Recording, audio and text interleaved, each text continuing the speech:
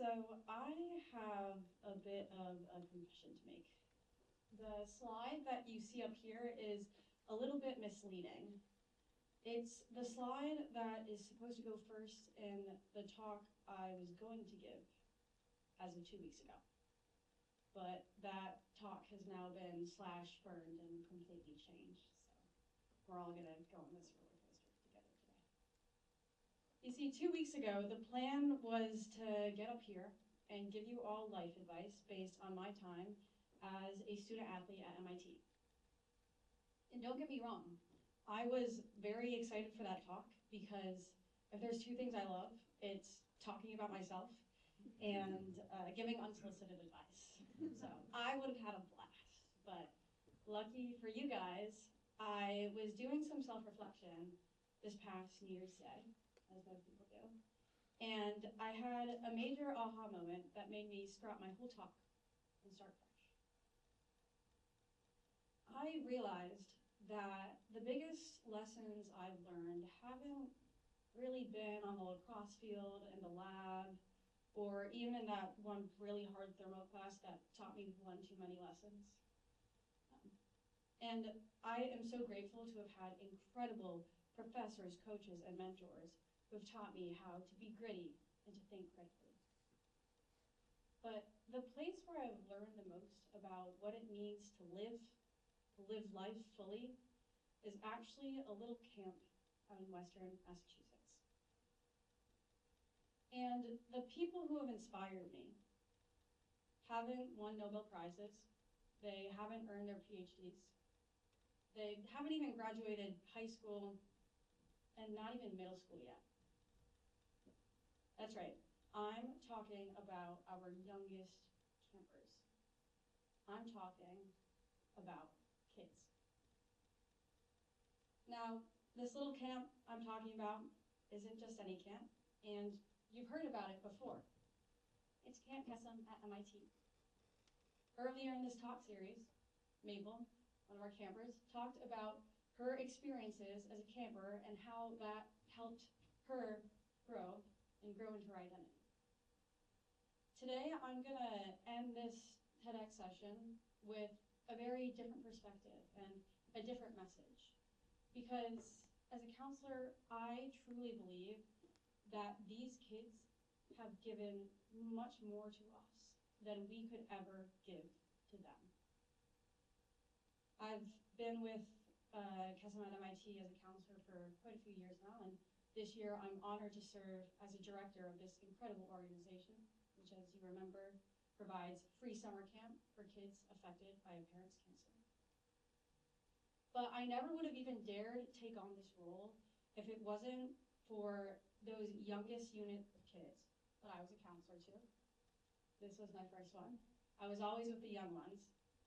And these guys are the ones who actually empowered me to jump out of my shell and to become the person and the leader that I am today. Because you see, the second I stepped foot onto those campgrounds, I learned that these kids have some real superpowers.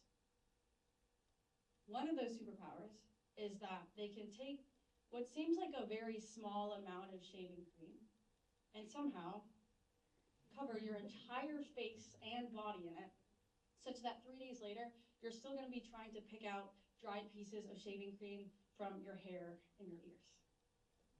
Pretty cool superpower, I know. Not if you're on the receiving end. But there's one superpower that I find even cooler, even though I know it's a high bar, and that's that these kids engage with the world fully, without fear of judgment. Today, I want to talk about that power, which is surprisingly unique to kids. And by the end of all this, I hope to empower each and every one of you to act more like a kid as well. So, here goes. So as you can imagine, my first year as a counselor, I was so nervous. I was still a teen with all the usual teenage worries about fitting in and being judged and making a good impression. So imagine my horror when we begin to sing camp songs. On my first day, I remember we all gathered in this big circle, 100 plus of us on the oval, and began to sing songs about cows named Bessie and a jellyfish that swam around, and I'm gonna have to show this to you. A jellyfish that swam around like this. I was mortified. We have excellent camp photographers who capture every single moment. As you'll see here, I'm not making it up, this is the jellyfish. And I didn't want a photo of me lying around that looked like this. I didn't want that on the Instagram. The solo songs were a whole other beast because they required you to jump into the middle of the circle and sing and dance all by yourself in front of everyone. I was not about to do that. But you know who did? My youngest camper, at age 6, having hardly met anyone before or even learned the lyrics, jumped into this solo song called Razzle Dazzle, and he just went for it. And let me tell you, he razzled, and boy did he dazzle. Even if he didn't know all the right words, he sang the wrong ones with so much spirit. And he danced with this energy that just lit up that whole circle. Watching him, I realized something simple yet powerful. Kids experience joy before they feel the doubt. They give 100% of themselves because it's fun to engage authentically rather than to, contain ourselves to avoid embarrassment. Let me ask you something. Has a kid ever asked you to do something silly? Maybe it's jump on the trampoline or go get your face painted with them at like a fair. And you said, no, I'm too old for that. You go ahead, but I'm too old. Like show of hands. Has anyone ever said that before? I know there's more of you too because I've said it a million times to my campers. They'll be like, oh, Monica, like come on the water slide with us. And I'll be like, I'm too old, my bones are too brittle. I'm 22, my bones are not brittle. I'm so sad. Thank you. So what I have to say to myself, and what I'd like to say to all of you, is you're not too old. You're never too old to have fun. You're just too aware. And I get it. When we're super young, it's much easier to not care what other people think. It might seem like there's less consequences or there's maybe more time to learn from your mistakes. But as we grow older, we overcorrect to a fault. We overthink more, we laugh less, and we become boring adults. So do yourself a favor. The next time your daughter asks you to be the fairy princess in her play, put on that crown and go deliver your lines like a star. When your little cousin wants to go do karaoke, hop up there with him and sing until your voice cracks. Bonus points if your voice is lost by the end of it. Because embarrassment isn't maturity, although we often think or pretend that it is. Embarrassment is just a fear of being perceived. So don't let that stop you from making memories to last a lifetime. Now, I also believe that the way kids show up fully as themselves also translates to how they show up for others. And there's no better example of this than a camp ceremony you also heard earlier. It's called empowerment. And I'll give you a little picture. So while the majority of camp is the usual camp songs, s'mores, archery, lake swim, empowerment is a special ceremony. It's a time for campers to share their stories, whether with a parent's cancer or otherwise, within the support of the entire Cal 7 community. Those kids get up on a stage and they open their hearts to everyone, displaying immense amounts of vulnerability and courage. But what gets me every time is that as each of these campers descends from the stage after their talk, every single kid in that room gets up and rushes to the stage such that by the time that camper has descended to the bottom step, they are engulfed by kids. They are to embrace them, wipe their tears, express words of love and of gratitude. And I'm ashamed to say that, especially those first couple of years, I used to stay in my seat. I felt odd about going up to campers I didn't know so well and hugging them, even though I wanted to. And I just didn't know what the right words would be to say in this deeply personal moment. So I would stay seated and I would watch. But my second year of camp was a strange one. And something happened that made me realize how little any of those words mattered. It was a week before camp when the doctors found a suspicious mass growing on the back of my neck, and they rushed me for a biopsy. I was told that I would receive the results via phone call later that week. So I was at camp. And I can't make this up, it was an hour before empowerment that I got that call. Luckily, I had a benign tumor, which meant that with full biopsy, I was going to be completely fine. So it was good news. But the following empowerment was surreal. That day, a camper I'd grown quite close with got up on stage and recounted the phone call that changed her family's life.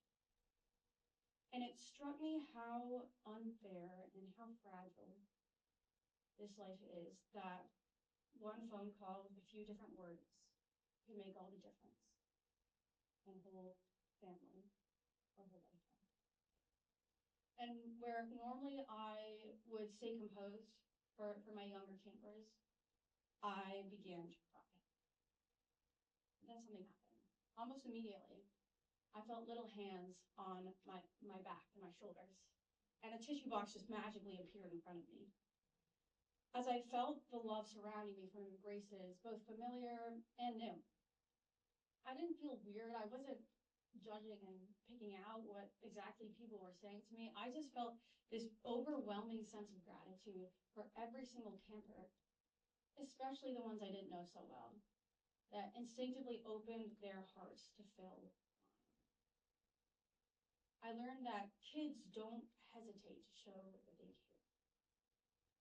And as we grow older, inevitably, we learn to fear strangers, to err on the side of caution, especially in emotionally delicate situations. But where does that leave us? We miss out on friendships. We miss out on connection, on the ability to make someone's day that much better, as I learned at that ceremony.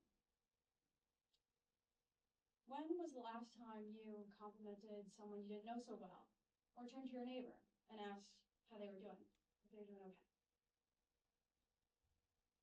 I'll never forget, actually, this past summer, a camper came up to me, and at the time I was a camp administrator now, so no, I had no more campers of my own, but still, one of the littlest campers walked all the way up to me, face full of concern.